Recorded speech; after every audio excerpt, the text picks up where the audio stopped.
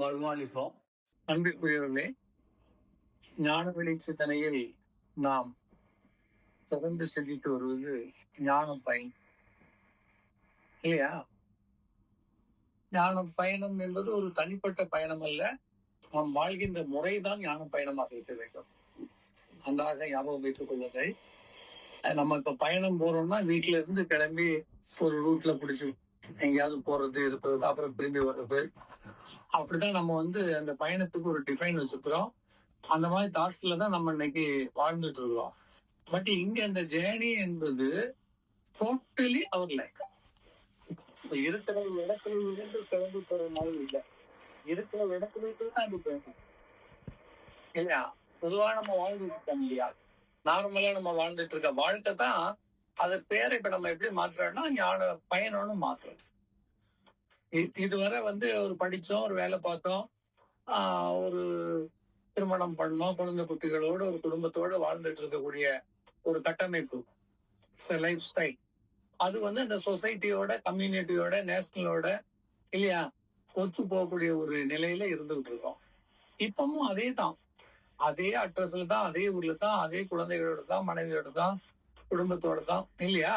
Everything is the same. நீங்க என்ன job பாக்குறீங்களோ அதே ஜாப்பை பார்த்துட்டு இருக்கலாம். நான் ஞானத்துக்கு வந்துட்டு அதெல்லாம் பார்க்க மாட்டேன்னு சொல்லி விட்டுட்டு போறது ஸ்ட்ராங். நிறைய பேர் அப்படிதான் அந்த தப்பை பண்றாங்க. ஓரளவுக்கு கொஞ்சம் பக்தியில இறங்கிட்டா வாழ்க்கையை உதறிடணும்னு நினைக்கிறாங்க. உதறி எங்க போவாங்க? நம்ம எங்கேயும் போக முடியாது. இந்த மண்ணுக்குள்ளதான் இருக்கணும். நம்ம போகணும்னு சொன்னா சட்டையை கிளப்புற மாதிரி உடம்ப கீழே போட்டுட்டு தான் போக முடியும். உடம்போட நீங்க எங்க அலைஞ்சாலும் இந்த மண்ணில தான் அலைவோம். ஏன்னா இந்த நாட்டை விட்டு இன்னொரு நாட்டுக்கு போகலாம், இல்லைன்னா சாதாரணமா நிலப்பரப்புல இருக்கிறவங்களுக்கு மலைக்கு மேல போய் உட்கார்ந்து இருக்கலாம். இல்ல இன்னும் கொஞ்சம் விவரம் உள்ளவன் ஆத்துல உள்ளவன் ஆத்துல குளத்துல போய் மூழ்கிட்டு உட்கார்ந்து இருப்பான். இன்னும் அதீதமான ஆக்டிவா இருக்கக்கூடியவங்க மண்ணை தோண்டிட்டு ஜீவ சமாதின்னு சொல்லிட்டு மண்ணுக்குள்ள போய் உட்கார்ந்து இருப்பான். என்ன வேடிக்கை பண்ணாலும் இந்த பாடியை சுமந்துட்டு தான் இருப்போம். அதை நம்ம சிந்திக்கணும். ஏன்னா உங்கள்கிட்ட கொடுத்திருக்கக்கூடிய பொதி மூட்டையே இதுதான், அது நமக்கு தெரியல. நம்ம என்னவோ இது ஒரு பெரிய வரம் மாதிரி நினைச்சிட்டு இருக்கோம். நத்திங். வரம் என்பது பாரம் இல்லாது இருப்பது. நம்ம அந்த உடம்பு பாரம் இல்லாமல் இருந்தது, நல்லாதான் இருந்தோம். புளியங்காவை கடிச்சோம், தேங்காவை கடிச்சோம், அதை கடிச்சோம், இதை கடிச்சோம், பல்லு வலி வந்தது, பல்லு புடுங்கி போட்டாங்க. இப்போ ஒண்ணும் சாப்பிட முடியல.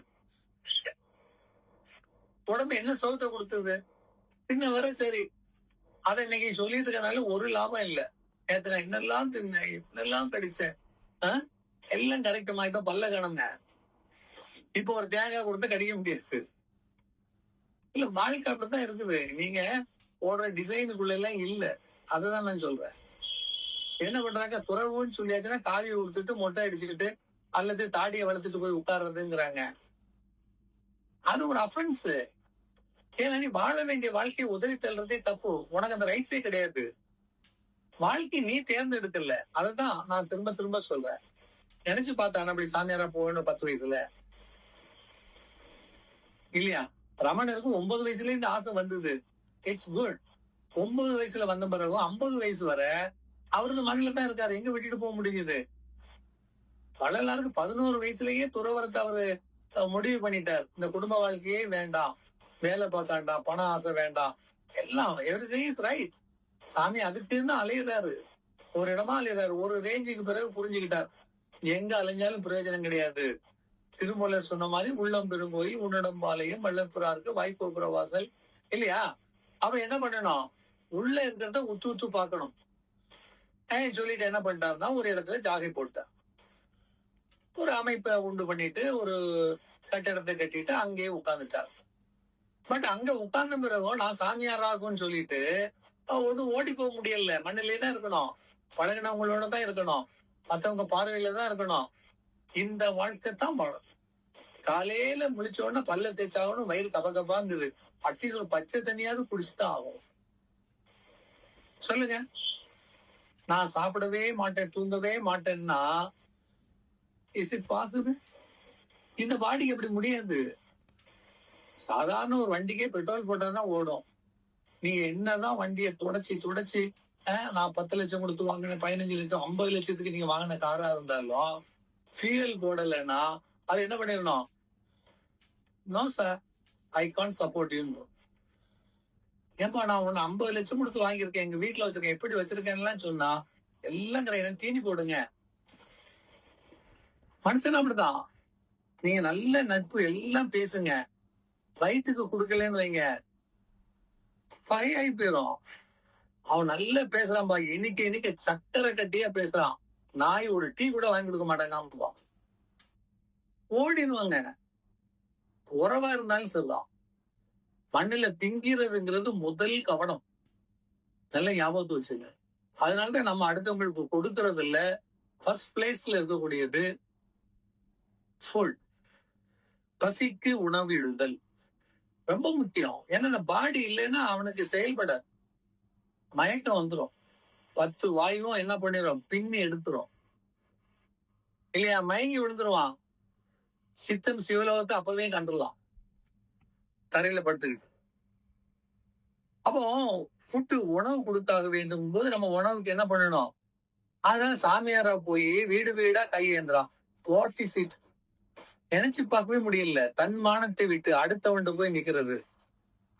அவன மாதிரிப்பா நீனும் பிறந்த, நீ ஏன் போய் அவன்கிட்ட கையேந்தணும்? இன்னைக்கு ஒரு பாலிசி இருக்குது, கமாடிட்டிஸ் நம்ம பொருள்லாம் வாங்கணும்னா ஈவன் டேக் பாலிசி, அதுக்கு ஈக்குவலைஸ் நீ ஏதாவது கொடுக்கணும். இப்போ குருமார்கள் பண்றாங்க, என்ன பண்ணுவாங்க? சும்மா காசு வாங்க மாட்டாங்க, காணிக்கை கூட அவங்க என்ன பண்ணுவாங்க? என்னப்பா நான் உனக்கு செய்யணும், என்ன செய்ய முடியும்? நான் உனக்கு ஒரு கருத்து சொன்னேன், உன் வாழ்க்கைக்கு ஒரு மாற்றம் கொடுத்தேன்னா பதிலுக்கு நீ வச்சுட்டு போக வேண்டியதுதான். அது மஸ்ட். ஏன்னா நீங்க ஈக்குவலைஸ் பண்ண, கடன் ஆயிடக்கூடாது இல்லையா? அப்ப அந்த குரு நிலையில இருக்கக்கூடியவங்க, உண்மையான ஞான நிலையில இருக்கக்கூடியவங்க ஒருவருக்கு ஒன்றை காட்டிக்கணும். அட்லீஸ்ட் ரொம்ப மேல்மட்டமான இருக்கவங்க எல்லாம் செய்ய மாட்டாங்க, அப்படி இருப்பாங்கன்னு வைங்களேன். இப்போ ஆதி சங்கரர் இல்ல இந்த பெரியவா, காஞ்சி பெரியவர்லாம் ஒரு ரேஞ்சு நல்ல கடந்தவர், அந்த உண்மையை முழுமையா உணர்ந்த ஒரு நிலைக்கு போயிட்டார். அப்ப அவர் வந்தவங்களுக்கு எல்லாம் அது இது நான் சொல்றேன்னு எல்லாம் கிடையாது, அவரை தரிசித்தாலே போதும், அவரை பார்த்தாலே பாக்கியம். அவர் அப்படி விபூதி எடுத்து உனக்கு கொடுத்துட்டாரு, இல்ல உன்னை பார்த்து சிரிச்சுட்டாருன்னா இட்ஸ் ஏன்னா வேற ஒண்ணும் சொல்லண்டா. நீங்க நினைக்கிற மாதிரி கண்ணை பொத்தி விபூதி கொடுக்கறது, பிள்ளையார் எடுத்து கொடுக்கறது, முருகர் கொடுக்கறது, அதெல்லாம் தேவையில்லை. உனக்கு அப்படி கட்டு நோட்டை கொடுக்கறது எல்லாம் இல்லை. அவங்க கண் பார்வை போதும். நமக்கு வேண்டியது நம்மகிட்ட இருக்கக்கூடிய பாவம் கரையணும், உடம்புல இருக்கக்கூடிய அந்த களிம்பு இறங்கணும். சேம் உடம்புதான், மகான்களுக்கு நமக்கு அதே 2 கை 2 காலு 2 கண்ணு மூக்குன்னு எல்லாம் ஒண்ணுதான். ஆனா நம்மகிட்ட களிம்பு கூடி இருக்கு, அங்க களிம்பு அத்துரு, அதான் வித்தியாசம். அப்ப பெரியவாடெல்லாம் போகும்போது ஒத்தி வைப்பாங்க. அவர் சம்பாதிக்கிறதுக்கு அவர் அதை வாங்கி என்ன பண்ண போறாரு? அவர் ஒரு காக்காய் விட்டு உட்கார்ந்துருப்பார். அவர் திங்கிறதெல்லாம் பொரிதான், அப்படியே சுடுதண்ணியில பொரிய போட்டு அதை எடுத்து தின்னுட்டு இருப்பார். அது எங்க தாங்கும்? ஏன்னா வேலை செய்யல, இருக்கிற உடம்பு போதும்